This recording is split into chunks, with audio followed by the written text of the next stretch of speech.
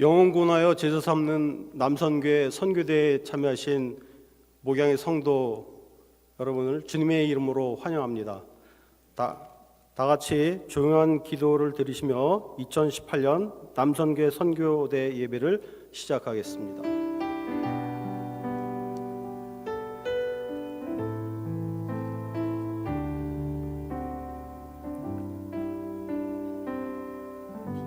하나님이여, 주는 하늘 위에 높이 들리시며 주의 영광이 온 세계 위에 높아지기를 원하나이다.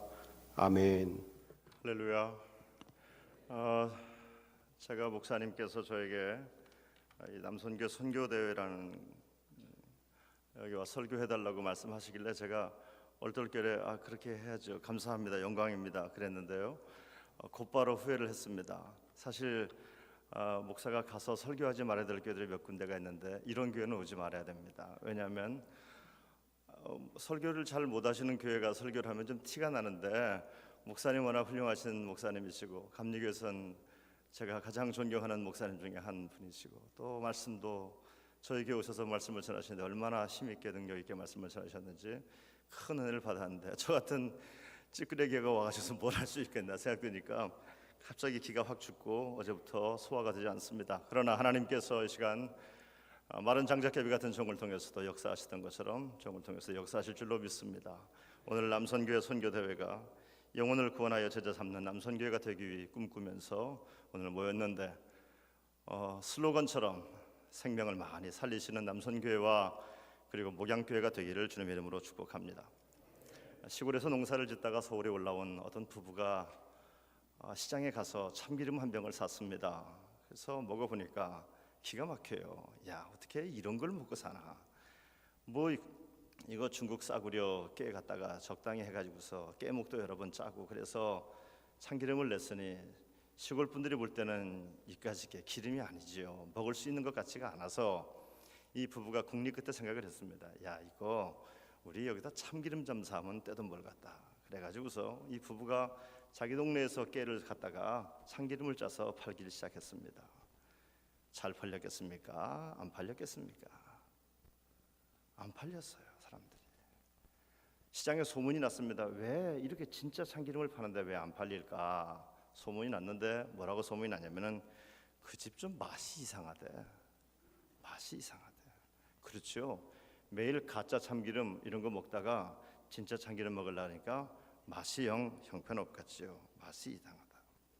저는 이 이야기를 어디서 보면서 이런 생각을 했습니다. 오늘날 이 땅에 주님의 몸된 교회들을 통해서 주의 복음이 증거되고 있는데, 과연 이 복음이 사람들에게 어떻게 들려지고 있을까? 과연 이 땅의 교회들은, 하나님의 백성들은 어떤 것을 복음이라고 생각하고 있을까? 혹시 정말 재료가 이상한 것을 가지고 만든 것을 복음이라고 느끼고 있지는 않을까?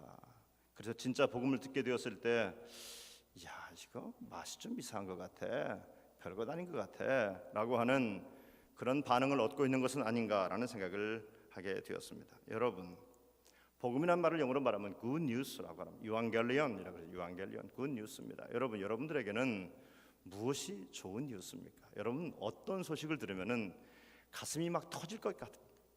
어떤 이야기를 들으면은 정말 눈물이 줄줄 흐를 것 같습니까? 어떤 이야기를 들으면은 춤을 출 것 같습니까? 주로 이런 걸 겁니다. 암이었는데 암이 뚝 떨어졌대. 그러면요, 여기서 춤을 출 겁니다. 부도가 나서 죽게 생겼는데, 그런데 연탄불 켜놓고 죽으려고 그랬는데 갑자기 로또가 됐대. 그러면요, 교회 오면서 기어서라도 교회 오라 그럴 거예요. 할렐루야 찬송이 저절로 나올 겁니다. 공부를 지지리 못해서 머리가 돌아가다 뻐덕뻐덕 돌아가던 녀석이었는데 이놈이 서울대학교를 갔대. 여러분, 춤을 출 것 아닙니까? 굿 뉴스일 겁니다. 굿 뉴스. 저는 오늘 저희 교회도 한 1800석 정도 됩니다. 예배당이 큰데, 그래서 제가 예배당 하나씩 이렇게 자리에 앉아가면서 토요일날 청소하는데 가서 기도를 했습니다. 기도를 하는데, 하나님, 이 자리에 우리 젊은이들로 좀 가득 채워주세요. 하나님, 우리 교회 빚이 많으니까 좀 근사한 사람들 좀 한번 좀 보내주세요.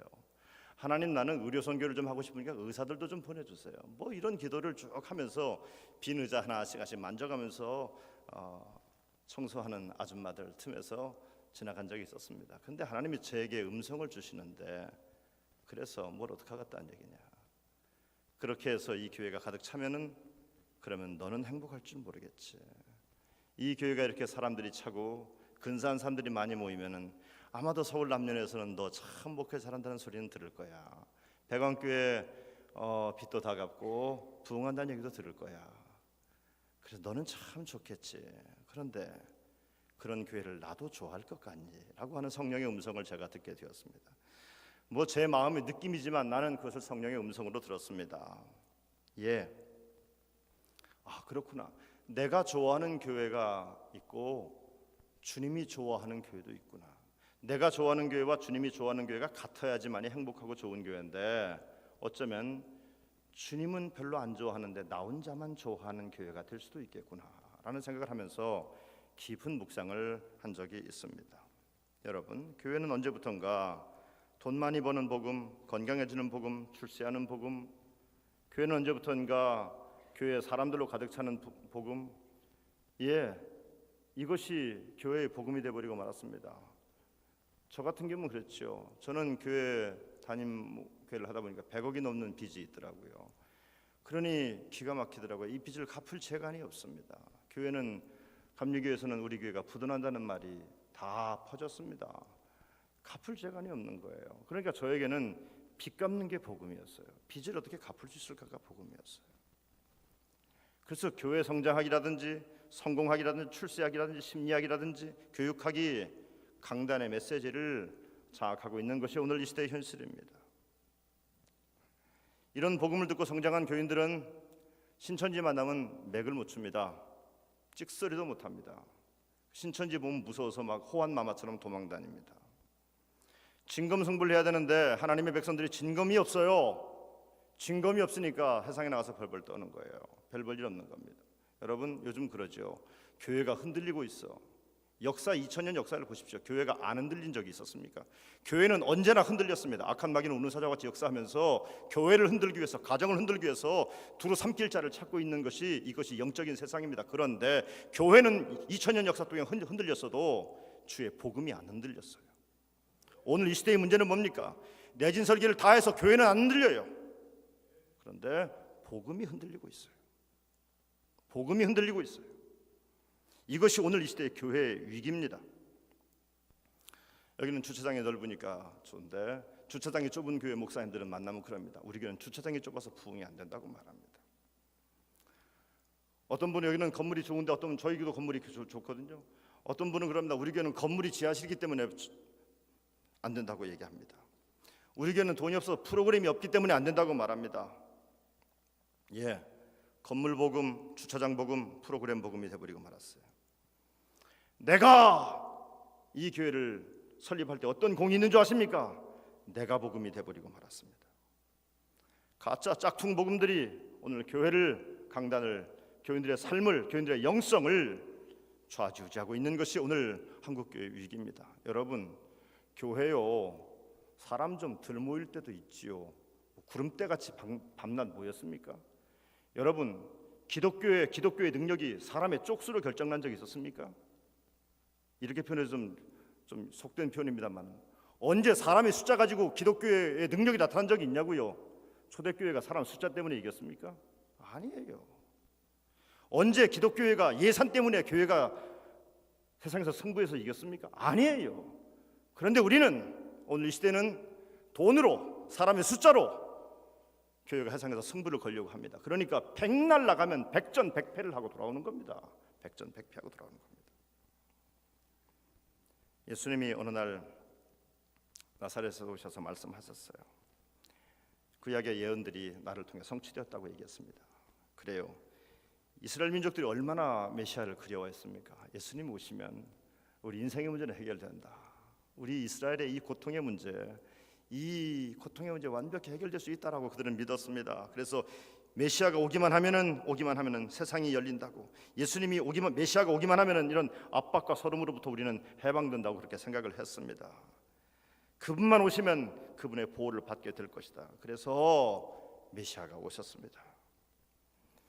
여러분, 그리스도 예수님이 이 땅에 오셨습니다. 그리스도 예수님께서 이 교회에 오셨습니다. 그리스도 예수님께서 내 중심에 오셔야만 합니다. 그리스도 예수님이 없이는 우리는 승부를 걸 수가 없어요. 뭘로 승부 걸겠어요? 이 교회 건물 크니까 등기부 등본 가지고 승부를 걸겠습니까? 여기 유명한 분들도 많이 모일 테니까 그분들 가지고 승부를 걸겠습니까? 우리 교회는 국회의원들 나오니까 우리 교회 국회의원 나온다고 그 사람 명함 들고 다니면서 내가 이 교회 국회의원 나오는 교회 담임 목사니까 승부를 걸겠습니까? 사람 많이 모이는 걸로 하면은요, 상암운동장에 훨씬 더 사람 많이 모입니다. 거기에 능력이 있습니까? 아니에요. 우리는 지금 짝퉁 복음을 붙잡고 있는 겁니다. 중요한 것은 그리스도 예수님께서 내 심령 속에서 내 주인이 되셔서 나를 통해 역사하셔야지만 이 승부가 나요. 이게 뼛속에서부터 아멘 하고 나와야 돼요. 그런데 안 그래요. 원래 다 그런 거죠. 목사님, 예수님이야 다 내 마음에 있죠. 그런데 내 새끼가 잘 돼야 돼요. 내 새끼가 안 되면 기죽어서 못 살아요. 그러고 보니까 내 인생의 주인은 다른 거였어요. 도미노 피자와 디트로이트 타이거스의 구단주였던 타마스 모네칸이라는 사람이 있었습니다. 이 사람이 돈을 굉장히 많이 벌고 젊은 날에 사업을 많이 확장시켰습니다. 그러다 어느 날 중년기를 넘어서서 예수를 영접하면서 인생이 뭘까라고 고민을 하다가 친구가 책을 줬는데 C.S. 루이스가 지은 책을 한 권을 선물해 줬습니다. 이 책을 읽다가 감동을 받았어요. 그때 이 사람이 집을 짓고 드림 하우스를 짓고 있었습니다. 한 33,000평 정도의 집을 짓고 있었습니다. 어마어마하게 큰 집을, 내 꿈을 세상 사람들에게 보여줄 만한 그런 집을 짓고 있었습니다. 그러다가 이 사람의 마음속에 중생의 경험을 하게 됩니다.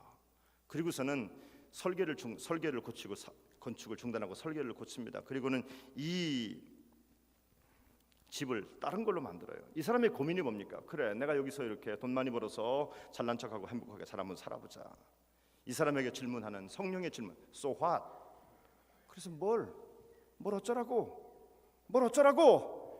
누우면 깨면 밥을 먹어도 So what? 어쩌라고? 그래서 네가 이 33,000평 줘서 드림하우스에서 폼 잡고 사는데 그래서 뭘 어쩌라고? 끊임없이 성령께서 이 사람의 마음을 두드립니다. 이 사람이 안 되겠다, 생각을 바꿔야겠다. 그래서 이 집을 어려운 이웃들을 돕는 인스티튜트로 만들게 되었습니다. 그리고 시카고 트리뷴주의 기자가 이 사람을 찾아가서 인터뷰를 합니다. 그러자 이 사람이 말합니다. 나는 이 세상에 태어나서 비로소 이게 행복이구나라는 것을 알게 되었습니다라고 고백을 하더라는 얘기입니다. 여러분, 우리는 됨됨이라고 하는 말을 좋아하지요. 됨됨이, 인간의 됨됨이를 가리켜서 인간성이라고 말합니다. 인간성이 좋아야 된다라고 말하죠. 예술의 됨됨이를 가리켜서 예술적이다라고 얘기를 합니다. 그러면 교회 됨됨이, 성도 됨됨이는 뭘까요? 교회 됨됨이, 성도의 됨됨이, 이걸 한마디로 말하면 이 교회가 복음적인가? 내 삶이 복음적인가? 황현의 매천야록이라고 하는 있습니다. 조선 매일신보의 이야기를 실었는데 거기 보면은 우리나라 초대교회 이야기를 쓰고 있어요. 옛날에 평안도에 가면은 평안감사는 너나 다를 것 없이 하고 싶었던 자리였다고 합니다. 그 이유는 뭐냐면 가면 돈이 생겼어요. 뇌물이 많이 받았어요. 중앙정부하고 멀기 때문에 매관매직이 성행했고 돈을 받기가 쉬웠어요. 그런데 어떤 사람이 돈을 많이 주고서 평안감사로 가려고 다 뇌물을 썼는데 가기 전에 시장조사를 한번 해봤을 것 아닙니까? 어떤 녀석이 나한테 뇌물을 줄 건가 해봤더니 영 아니야. 그래서 와가지고서 자기한테 뇌물 준 사람에게 하는 얘기가 조선 매일신보에 실린 겁니다. 그게 뭐냐면은 나 거기 안 가겠다고. 그러니까 뇌물 받은 사람이 그럽니다. 야, 네가 평안도에 너 보내달라고 뇌물 주지 않았냐? 내가 평안도에 보내주겠다는데 왜 싫다 그러냐? 그랬더니 이 사람이 하는 말이 뭐냐면은 충격입니다. 시장 조사를 해보니까 거기에는 예수쟁이들이 몇 명 살고 있는데 걔들 때문에 장사가 안 될 것 같다고. 0.01%도 안 되는 크리스천들 때문에, 그 당시 초대교회 조선의 크리스천들 때문에 우리가 거기 가서 매관매직을 할 수 있는 분위기가 아니더란 얘기예요. 0.01%도 안 되는 크리스천들, 그 사람들 때문에. 교회의 됨됨이가 뭡니까? 교회의 됨됨이는 예수 그리스도의 교회 공동체는 가장 큰 자산이 뭡니까? 가장 큰 자산은 복음이라는 자산 위에서 교회가 섬겨지게 되고 운영되어지고 역사되어지만이 교회는 교회될 수가 있는 줄로 믿습니다. 사도 바울이 로마서 1장에서 이렇게 말합니다. 복음이 얼마나 귀중한지. 복음이라는 단어를 로마서 1장에서 쫙 설명하면서 나는 복음의 빚진 자입니다라고 고백합니다. 여러분, 원래 이 복음이라는 단어가요, 언제 쓰여졌냐면 이때 쓰여졌습니다. 이스라엘 민족이 바벨론 포로로 끌려가지 않습니까? 바벨론 포로로 끌려가있다. 바벨론이 페르시아에게 멸망합니다. 페르시아의 고레스라는 왕이 지방 분권적인 정치를 펴입니다. 그래서 유대인들에게 야, 이제 니들 다 집으로 가라 그랬어요. 집으로 돌아가라. 얼마나 꿈에도 소원했겠습니까? 선지자를 통해서, 예언자를 통해서 우리가 집에 돌아갈 것을 그 전에 70년 전에 이미 듣긴 들었지만 언제일까 바벨론 하숫가에다가 하프를 걸어놓고 그들이 하나님을 마음대로 찬송도 하지 못하면서도 꿈에도 그랬던 것이 우리가 언제 돌아갈 수 있을까를 꿈꿨어요. 그런데 바벨론 왕 고레스가 돌아가라 했을 때 그들에게 이 돌아가라는 말은 유앙겔리온, 복음이었습니다. 자유입니다. 이제는 해방입니다. 이제는 하나님의 말씀이 내 삶에 이루어졌습니다. 해방입니다. 이때 우리는 복음이라고 얘기를 합니다. 복음. 여러분도 여러분을 만나는 사람들에게 교회에 나오세요라고 말합니다. 여러분, 교회에 나오세요 그러면요, 다 우리 교회 데려오겠다는 욕심이 있겠죠. 그런데 우리 교회 나올 수 있고 딴 교회 나올 수 있지 않겠습니까? 우리가 전해야 될 것은 복음입니다. 그리스도 예수님이십니다. 어떻게 내가 창조주 하나님을 그들에게 소개할 수 있을 것인가가 여러분과 저 이 시대의 우리 성도들의 고민이 되어야 될 줄로 믿습니다. 사도 바울은 나는 복음의 빚진 자입니다. 야만인에게나 지혜로운 사람에게도 나는 빚진 자입니다. 여러분, 우리가 선교를 할 때 그렇습니다. 선교에 대한 지극히 좋지 않은 편견이 뭐냐면은 부잔 나라가 가난한 사람들 선교한다고 생각합니다. 또 사회적으로 지위가 높은 사람이 아랫사람에게 복음을 전해야지 아랫사람이 수위가 사장한테 예수 믿으세요 하면 그게 말이 됩니까? 씨도 안 맥힙니다 이렇게 말합니다. 그런데 말입니다, 1세기 기독교를 한번 볼까요? 1세기 기독교도 그랬을까요? 그렇지 않습니다. 그 당시 로마는 헬라의 철학의 체계를 완성시킨 사람이었습니다. 그러면 거기에 비해서 예수님의 제자들은 어떻습니까? 아그라마타, 불황무식한 사람들이었습니다. 불황무식한 사람들, 아그라마토이, 아그라마타, 그렇게 불황무식한 사람들이 로마를 향해서 복음을 전한 겁니다. 식민지 백성들이에요. 피식민지 백성이요. 그런데 힘이 없음에도 불구하고 우리로 말하면 그 집의 노예예요. 그 집의 노예가 주인한테 예수를 믿으라고 얘기하는 겁니다. 그러니 세상에 가방끈하고 세상에서 무슨 아파트 평수하고 직장에서 직위 차이 이거 가지고서 예수 믿으라고 하는 것이 아니라 내 안에 그리스도 예수가 계시면 복음을 전해야 될 줄로 믿습니다. 사도 바울이 25절에서 이 복음에 대해서 얘기를 하는데 이렇게 말합니다. 나의 복음과 예수 그리스도를 전파함은 영세전부터 감춰졌다가 이렇게 말했어요. 나의 복음과 예수 그리스도. 그러니까 우리가 한글말로 보면은 마치 나의 복음, 예수 그리스도 따로따로 있는 것 같아요. 그런데 이거를 원어대로 해석을 하면 이겁니다. 카이라고 하는 거예요. 이거는 영어로 말하면 even 이렇게 해석할 수 있어요. 나의 복음 곧 예수 그리스도. 나의 복음이 곧 예수 그리스도입니다. 나의 복음, 나는 예수 때문에 나는 흥분합니다. 나는 예수 때문에 행복합니다. 나는 예수 때문에 눈물이 납니다. 나는 예수님 때문에 나는 기쁩니다. 나의 복음이 예수님입니다. 나의 복음이 곧 예수님입니다. 나의 복음이 출세입니다. 나의 복음이 돈입니다. 나의 복음이 권력입니다. 나의 복음이 건강입니다라고 말하는 오늘 이 시대에 사도 바울이 나의 복음은 그리스도 예수입니다. 오늘 이 시대 교회의 복음은 그리스도 예수가 되어야 될 줄로 믿습니다. 사도 바울이 로마서 1장 16절에서 내가 복음을 부끄러워하지 아니하노니 이 복음은 모든 믿는 자에게 구원을 주시는 하나님의 능력이 됨이라. 예수가 이 땅의 능력이라는 얘기입니다. 예수만이 능력이라는 얘기입니다. 그 당시 로마의 정치 권력은 엄청난 파워를 갖고 있었죠. 그들의 군사 권력은 정말 대단했습니다. 그들이 모아들였던 황금들은 정말 대단했습니다. 그들이 갖고 있는 학문적 업적은 대단했습니다. 그런데 그 뛰어난 정치 권력이, 그 정말 대단한 군사력이, 그 위대한 학문의 세계가, 그 위대한 엄청난 황금 덩어리가 사람을 한 명도 구원할 수 없었어요. 이것이 사도 바울이 간파했던 겁니다. 그래서 바울은 로마가 두렵지 않았던 겁니다. 니들이 아무리 큰 것을 갖고 있어도, 니들이 갖고 있는 어떤 걸 가지고서도 사람을 구원할 수 없어. 그러나 내 안에 있는 그리스도 예수님은 너희를 구원할 수 있어. 이것이 사도 바울이 복음을 전하는 자의 당당함이었다고 하는 말씀입니다. 오늘 그리스도 예수를 증거하길 원하는 여러분과 저의 안에 이 당당함이 있어야 됩니다. 나는 돈 없으니까 위축되고, 나는 좀 가방끈이 저보다 짧으니까 위축되고, 이게 아니라 나는 연약하기 때문에 위축되고가 아니라 내 안에 그리스도는, 저 사람이 갖지 못한 그리스도는 사람의 영혼을 살리는, 생명을 살리는 능력이 있다고 믿고 나가서 복음을 전하시길 주님의 이름으로 축복합니다. 사도 바울이 유대인들에게 복음을 전합니다. 그러다가 이게 유대인들만이 아니라 그리스도 예수님께서 땅끝까지 예루살렘과 온 유대와 사마리아와 땅끝까지 이르러 복음을 전하라고 하셨는데 복음의 지경이 점점 넓어지고 또 넓어지게 되는 겁니다. 복음이 뭡니까? 사도 바울에게 복음은 최고의 학문이 복음이 아니에요. 사도 바울의 복음은 병 낫는 게 복음이 아니에요. 사도 바울의 복음은 그리스도 예수님입니다. 그리스도 예수가 여러분과 저에게 이 목양교회 복음이 되기를 주님의 이름으로 축원합니다. 이걸 고백할 수 있어야 돼요. 바울이요 이런 얘기를 해요. 26절에 보니까 모든 민족이 믿어 순종하게 하시려고 라고 할 수 있습니다. 여러분, 예수 믿는 목적지가 어디입니까? 예수 믿는 목적지, 우리 이렇게 말해요. 예수 믿고 천당 가야죠. 그래요. 예수 믿고 구원받는 게 이거는 정말 중요한 일입니다. 가장 중요한 일입니다. 그런데 여러분 그거 아십니까? 성경을 잘 보십시오. 예수 믿고 구원받는 것은 예수 믿는 다음에 우리가 누릴 수 있는 첫 번째 축복이지 마지막 골은 아니에요. 성경이 원하는 것은 구원이 마지막이 아니에요.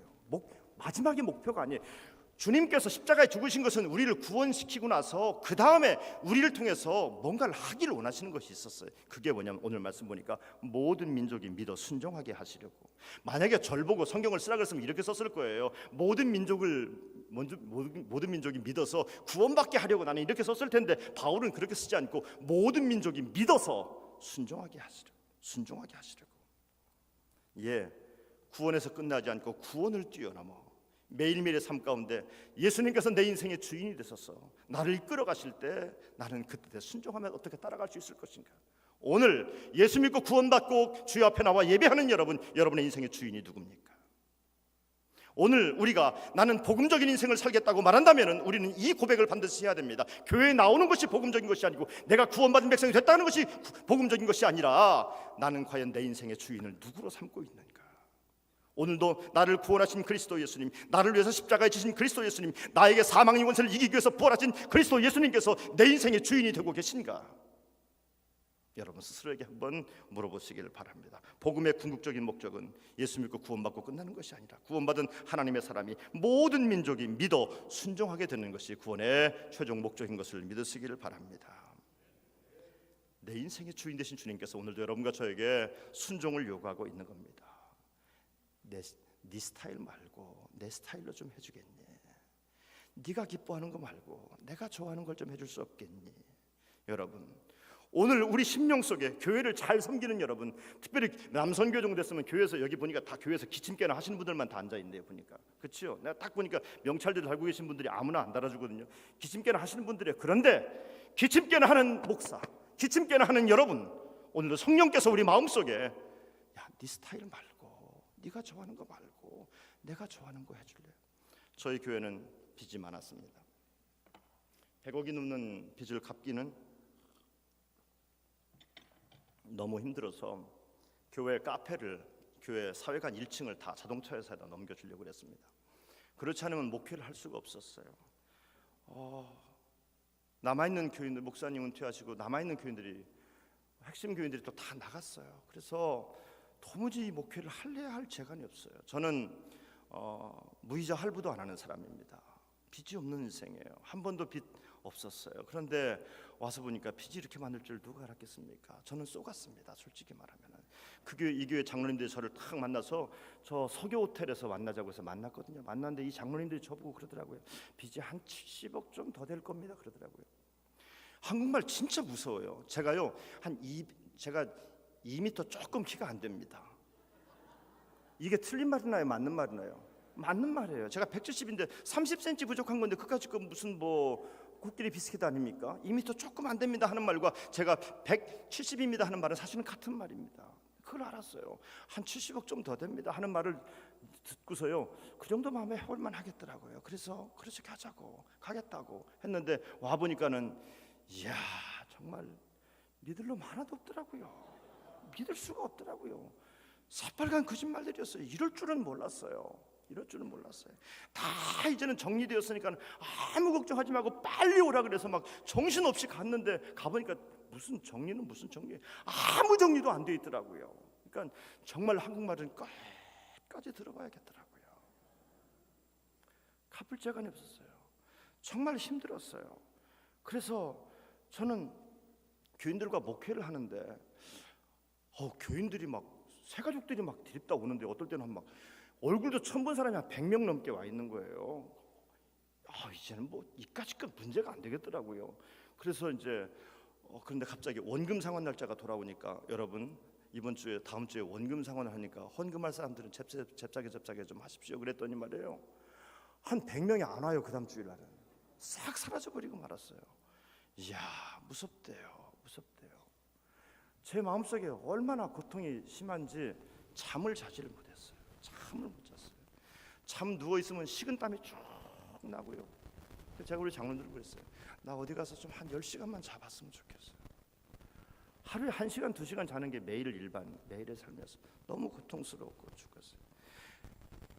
교인들은요 또 빚 갚아야 되는데 빚은 당신들이 져놓고 나보고 갚으라니까 환장하는 것 아닙니까? 내가 빚진 적이 뭐 있어? 당신들이 빚졌지. 내가 교회 이렇게 크게 지라 그랬나? 그 양반들이 크게 졌지. 안 그래요? 솔직히 까놓고 말하면 그렇잖아요. 우리 까놓고 말하자고요. 그 양반들이 졌지 내가 졌냐고. 내가 설계할 때 무슨 점 하나 찍었냐고. 나는 점 하나도 안 찍었다고요. 그 양반들이 이렇게 짓고 저렇게 짓고 북적북적했죠. 나는 아무것도 한 게 없어요. 교회 다 잘 저는 교회에서 비단 없는 교회에서 목회하다가 그러고 있었던 거예요. 내가 잘못한 게 뭐 있어요? 아무것도 없는데 왜 지금 나보고 타지라 그러는 거예요? 환장하겠지요. 헌금도 징그럽게 안 하더라고요. 막 헌금이 한 번은 막 이만큼 올라왔더라고요. 그래서 됐다. 이 정도면 아직 못할 게 뭐 있냐 그래서 재무장한테 물어봤어요. 얼마입니까? 그랬더니 말이죠. 목사님 죄 1,000원짜리예요 그러더라고요. 이만큼 쌓였어도요. 형편없는 거예요. 근데 하나님이 제 마음속에 이런 마음을 주시는 거예요. 야, 너 빚 갚으려면 목회 안 돼. 너 빚 갚으려면 부도나. 네가 네 실력으로 빚 갚을 수 있을 것 같니? 빚 못 갚는다. 근데 하나님이 기도하는데 저에게 주는 이걸 뭐 사람들은 네 마음속에 확신이라고 말하는데 나는 그렇게 생각하지 않습니다. 저에게 준 하나님의 성령의 음성이에요. 빚 갚으려고 목회하지 말고 나를 좀 기쁘게 해봐라. 나를 기쁘게 해봐라. 제가 그래서요 교우들에게 그랬어요. 여러분, 제가 오늘부터 여러분에게 헌금에 대한 얘기를 안 할 겁니다. 그런데 우리가 한 가지만 합시다. 하나님을 기쁘게 합시다. 하나님을 기쁘게 합시다. 나머지는 주님의 몫이지 내 몫이 아닙니다. 우리 능력으로는 이미 빚 갚을 능력을 이미 초월했습니다. 할 수 없습니다. 불가능합니다. 빨리 이거 팔아가지고 저 빚잔치 끝내는 게 훨씬 낫습니다. 그런데 하나님을 기쁘시게 하면, 하나님이 기뻐하는 일을 고민하면은 하나님이 갚아주실 것만 같았어요. 그리고 지금 한 반절을 가까이 갚았습니다. 부자교회라서 50억 정도는 껌값이니까 뭐 놀라지도 않네요. 뭐 상관없어요. 우리는 막 50억이면 막 헐떡헐떡 죽는 줄 알았어요. 그런데 교인들한테 헌금 얘기하지 않고 그렇게 한 반쯤 정도 갚았어요. 걸어오는 길들은 힘들었지만, 그런데 우리 안에서 우리가 교회의 주인이 누구냐는 거예요. 교회의 주인은 하나님이잖아요. 그러면 하나님을 기쁘시게 하는 삶을 사는 것이 성도의 복음적인 삶이요 교회의 복음적인 교회의 모습이 아니겠느냐라고 하는 말씀입니다. 인간의 행복이 뭡니까? 바울의 표현을 빌자면은 인간의 행복은 하나님께 순종하는 겁니다. 주님의 뜻을 거슬려 사는 것은 내 생각이 아무리 근사하고 내 머리를 잘 굴려서 내 통밥을 잘 굴려도 주님의 뜻만 못해요. 우리 인간의 행복은 하나님이 기뻐하는 순종의 길을 걸어가는 것이 최고의 행복인 줄로 믿습니다. 철도 위를 달리는 철도는 철길 위에 있을 때 행복한 것처럼 그래요. 우리는 주님의 뜻 안에서 주님을 기쁘시게 하는 일을 감당할 때 여러분의 삶에 희열이 넘칠 줄로 믿습니다. 바울이 복음을 자랑을 하지요. 복음을 전하기도 하죠. 바울이 정말 자랑하는 것은 뭔지 아십니까? 이 복음 속에는 생명이 있다는 거예요. 여러분께서 밖에 나가서 여러분 예수 믿으십시오. 예수 믿고 구원 얻으셔야 됩니다. 세상 말로 말하면은 이거 좀 쪽팔린 것 같아요. 아저씨 우리 동네 우리 교회 카페가 좋아요. 여기서 카페에서 여기 저희도 카페는 여기도 카페 있다면서 우리 교회 카페가 맛있습니다. 커피 좀 한번 들고 갔어요. 이렇게 말하면 훨씬 나이스한 것 같죠. 젠틀한 것 같죠. 거기는 생명이 없어요. 거긴 생명이 없어요. 아저씨 예수 믿으셔야 됩니다. 예수 믿고 구원 얻으십시오. 이 유치한 말, 이 정말 유치한 얘기가 어느 날 그 사람이 가장 부자유스럽고 가장 행복하지 못하고 가장 고통스러웠을 때 전철에서 만났던 웬 아줌마가 전했던, 나에게 전했던 전도지 한 장에 적혀있던 예수 믿고 구원에 이르십시오, 예수 믿고 자유함을 누리십시오 했던 그 말이 이 사람의 마음속에 뿌리가 박히고 열매가 맺히게 되는 거예요. 복음의 생명력을 사도 바울은 자랑하고 있습니다. 그래서 바울이 마지막으로 뭐라고 말합니까? 하나님께 예수 그리스도로 말미암아 영광이 세세 무궁하도록 있을지어다 라고 이 복음을 허락하신, 예수를 허락하신 하나님께 영광을 올려드리고 있는 겁니다. 여러분, 오늘 우리는 복음을 매일 듣습니다. 사실은. 그리고 복음적인 삶을 살 것을 요청받습니다. 그런데 너무 비상적인 것 같아요. 너무 유치한 것 같아요. 그래서 뭐 어디 좀 새로운 것 없을까? 뭔가 좀 새로운 것 없을까? 자꾸만 새로운 것을 추구해요. 여러분, 해 아래 새 것이 어디 있어요? 해 아래 새 것이 어디 있어요? 여러분, 오늘 한국 교회가 그랬습니다. 뭔가 새로운 게 없을까? 그래서 이것도 해봤다가 저것도 해봤다가 요것도 해봤다가 그것도 해봤다가 막 그럽니다. 그런데요, 아니에요. 예수가 새 것입니다. 예수는 영원토록 새 것입니다. 예수는 영원토록 위대한 것입니다. 예수 말고는 없어요. 예수가 전부예요. 예수가 생명이에요. 골로새 교회가 그랬습니다. 뭔가 좀 새 것이 없을까? 예수 말고 좀 뭔가 좀 새로운 게 없을까? 예수 믿고 구원받으라는 이 믿음 생활 잘하는 이 얘기 말고 좀 새로운 게 없을까? 그랬더니 그 당시에 이단 하나가 딱 등장해서 야, 우리한테 와라. 여기 새 것이 있다. 근사한 거 있다라고 유혹했어요. 그 유혹한 사람이 누구냐면 그 당시에 이단이었던 나스티시즘이라는 영지주의자들이었습니다. 영지주의자들이 고로새 교인들을 막 꼬셔냅니다. 그때 바울이 말합니다. 아니야, 예수가 새 것이야. 예수가 전부야. 예수가 유일한 거야. 예수가 유일한 목적이야. 여러분, 교회는 이 요동치지 않는 복음 속에 세워져야 돼요. 내 신앙은 예수가 내 삶의 전부야. 나는 내 자식이 잘 되는 것도 좋지만 나는 예수 때문에 행복한 사람이야. 나는 예수가 내 인생의 전부야.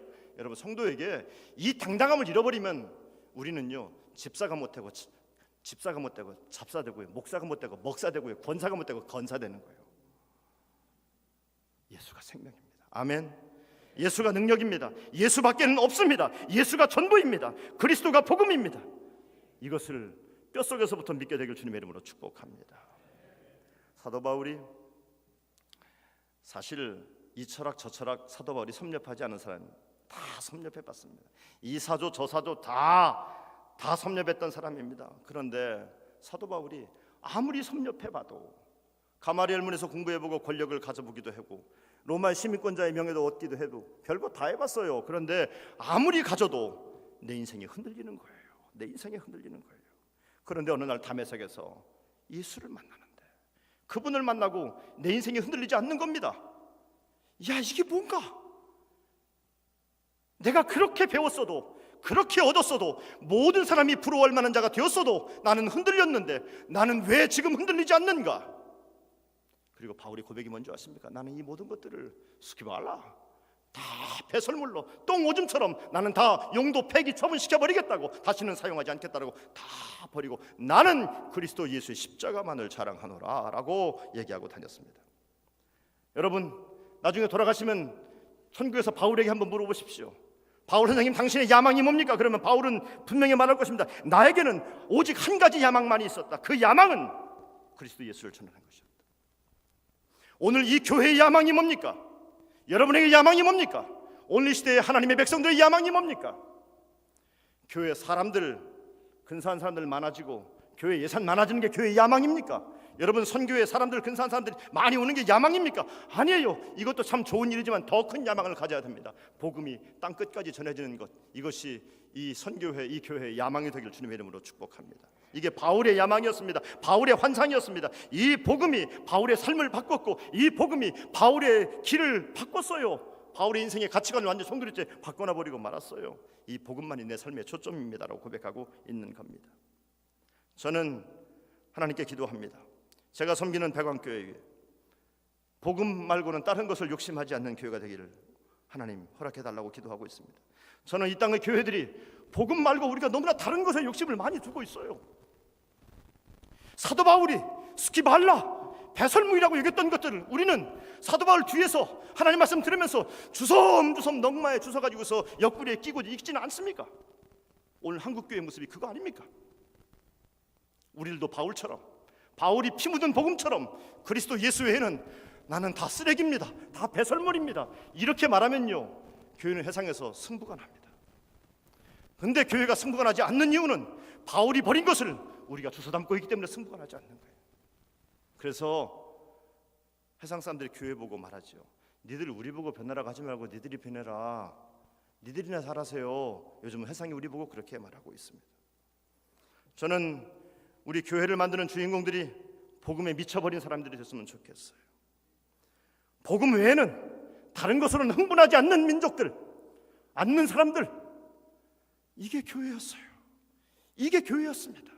복음 말고는 다른 거로는 절대로 흥분하지 않아요. 누가 임원되고 안 되고 이거 중요한 거 아니에요. 복음이 흥분. 여러분, 예수 때문에 흥분해 본 적 있어요? 예수 때문에 흥분해가지고 잠을 못 잘 만큼 그렇게 흥분해 본 적 있어요? 그건 없잖아요. 없는데 여선교회 하다가 막 집사가 나 한번 짜내보면 그걸 평생을 못 잊어요.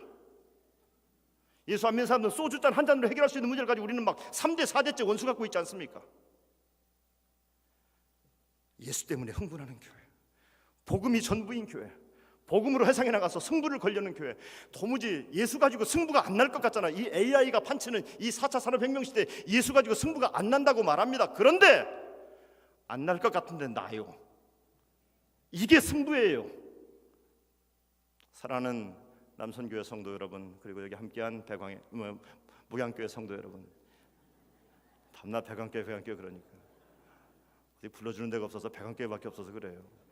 용서하고 들으십시오. 예수로 승분하자고요.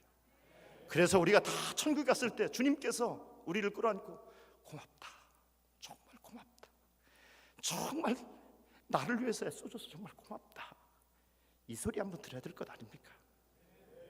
그런 성도들 다시길 주님의 이름으로 축복합니다. 그리스 찬양단의 헌금 독송이 있겠습니다.